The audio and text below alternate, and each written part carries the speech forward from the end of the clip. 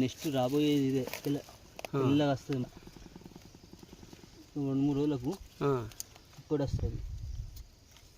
దానికి ఏమన్నా ఏం రాలేదు.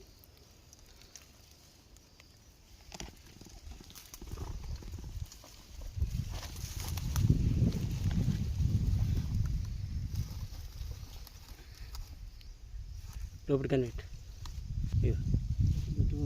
మొగ్గలను మనం వివిధన్నాం ఇట్లా పెట్టడం ద్వారా కొంత విస్తరిస్తాయి. దీని మీదనే వాటి జీవిత చరిత్ర మొత్తం జరుగుతుంది.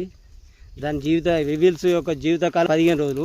ఈ 15 రోజులలోనే గుడ్లు పెడుతుంది.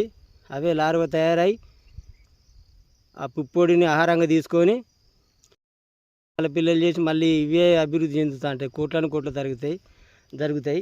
అలాగే ఇవి ఎటు 3-4 కిలోమీటర్ల విస్తీర్ణంతో తిరుగుతూ ఉంటాయని మనకు ఫీల్డ్ ఆఫీసర్ తెలియజేసిండు.